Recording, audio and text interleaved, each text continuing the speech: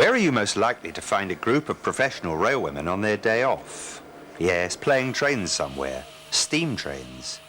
Not that playing is exactly the appropriate word for what's going on here. It's all taken very seriously. This is the 7¼ inch gauge Great Cockrow Railway in Surrey, and today it's playing host to a party of railway officers and managers from somewhat larger undertakings. The British, French and Belgian national railway systems.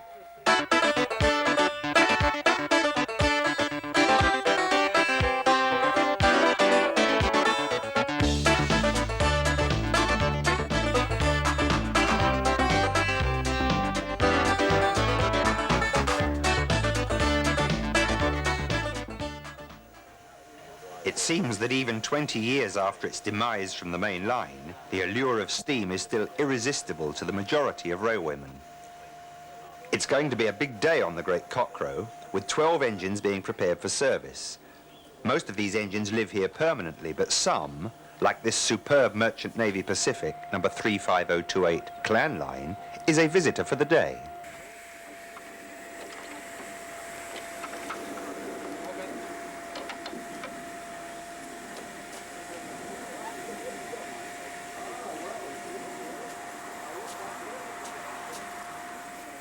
Preparation completed, engines start to leave the shed, turning on the Hardwick Central turntable, then passing down the engine release line to top off their tender tanks with water and take coal.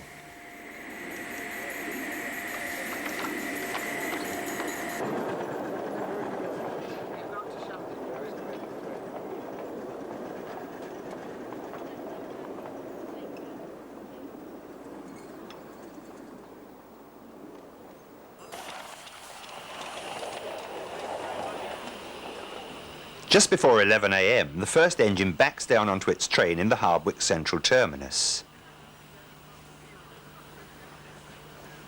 Here, the impressive signal box controls the terminal complex and the main running lines as far as Phillips Bridge. The traffic over this section is worked under absolute block regulations. The Westinghouse miniature lever frame was once part of the Crewe South Junction installation.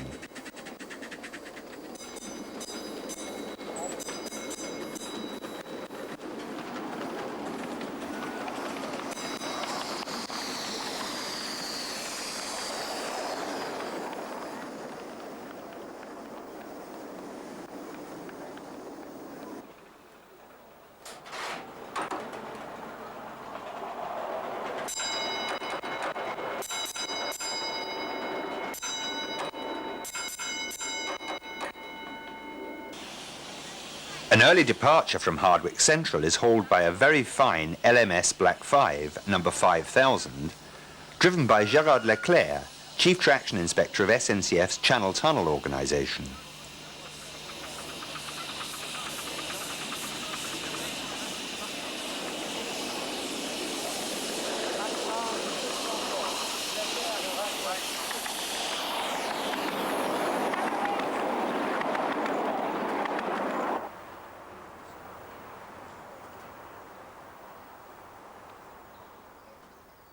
Britannia-class Pacific, number 70,020, Mercury, waits in the neck with a full head of steam, while Richard Stokes, BR's Channel Tunnel Operations Manager, does a spell of shunting. Richard is responsible for the signalling system on the Great Cockrow Railway.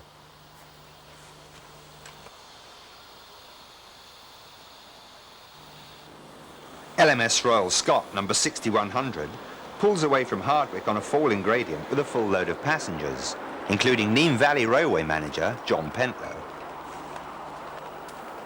The Great Cockrow has over a mile of track, laid in a complex double circuit with an additional branch to a second terminus at Cockrow Hill.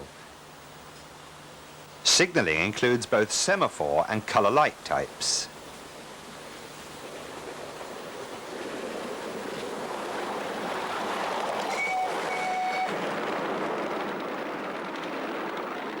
Southern Railway Class S15, number 837, passes with another well-loaded train in the hands of Phil Bassett, once London Midland Region's steam boss at Marylebone, now one of British Railway's Channel Tunnel team. Up trains face a stiff 1 in 60 climb to the Hardwick terminus, but this doesn't seem to cause any problem for Gerard Leclerc and the Black 5, number 5000. Once the full service is running, traffic density inevitably causes signal checks, and restarting heavy trains can call for some considerable skill.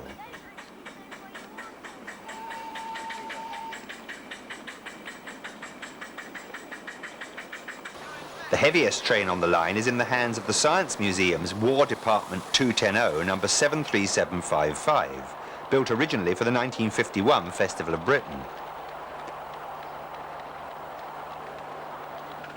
Down trains on the Cockrow Hill branch work against the gradient until cresting the summit at an impressive bridge over the two-track main line.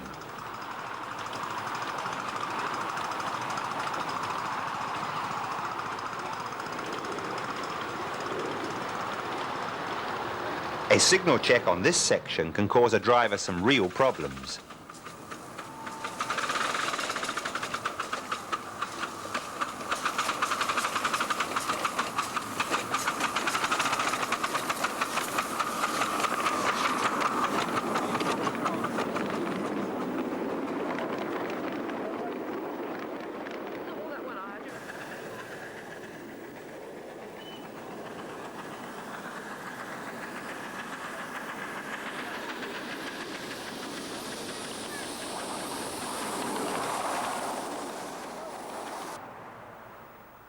The Cockrow Hill terminus has a signal box and the line's second turntable.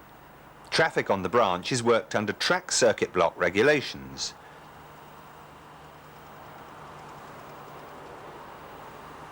Trains departing in the up direction, such as this one in the hands of unpainted Great Western Railway Hall Class 460, Mere Hall, have the benefit of a falling gradient towards the line's only tunnel.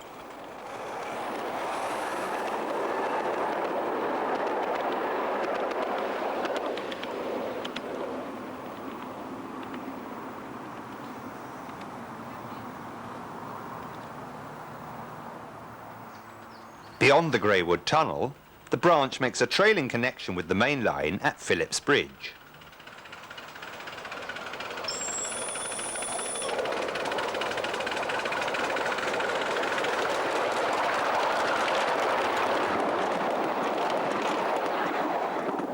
The visiting Merchant Navy Pacific makes a fine sight with an up arrival at Hardwick Central.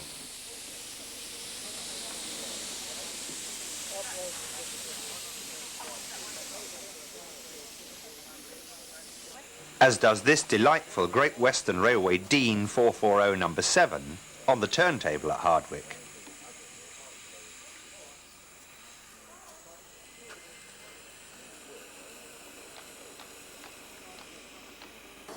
Neem Valley Railway Chairman Malcolm Hugh, himself a keen 7 1/4 inch gauge man, watches the action at Hardwick, and there is no shortage of action as the service winds up to its peak.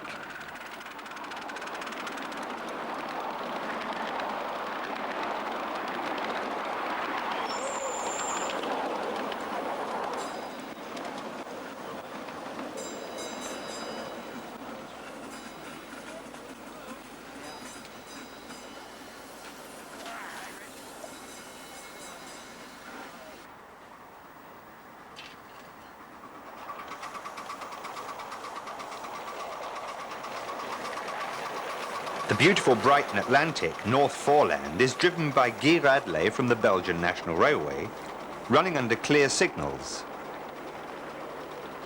While on the down main line, trains are already on the block.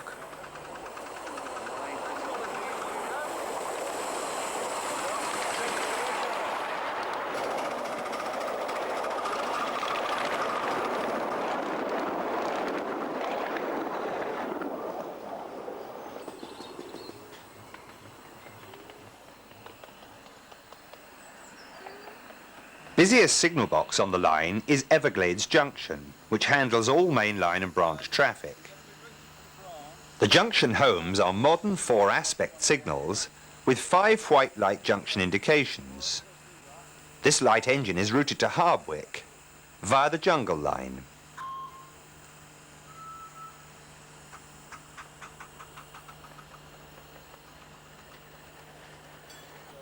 Today, the Westinghouse miniature lever frame, once at BR's South Croydon Junction, is manned by no less than 3 signalmen, They have the advantage of computerised 4-character train description and work track circuit block with Cockrow Hill and absolute block with Hardwick Central. It comes as something of a surprise to find that one of the signalmen is Alan Cooksey, Assistant Chief Inspecting Officer of Railways at the Department of Transport.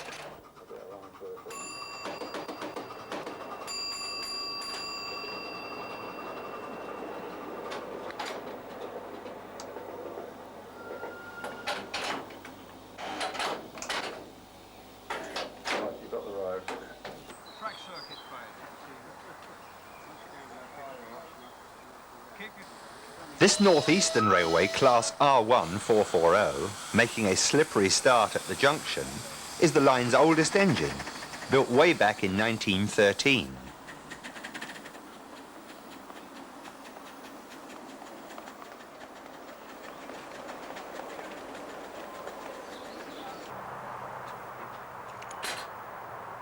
Up at Cockrow Hill, the lower quadrant semaphores and theatre-type route indicator are worked from an original Midland Railway frame, once on the London Tilbury and Southend line at Purfleet.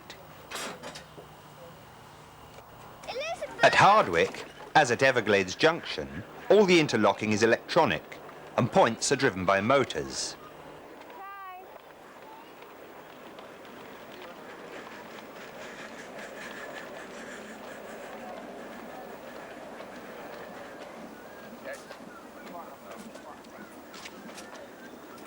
Between times, there is opportunity to socialise. BR's Director of Operations, Ivor Warburton, is chatting to colleagues, while project engineers for the Channel Tunnel high-speed trains, Daniel Brune and Bob Illingworth, discuss steam technicalities.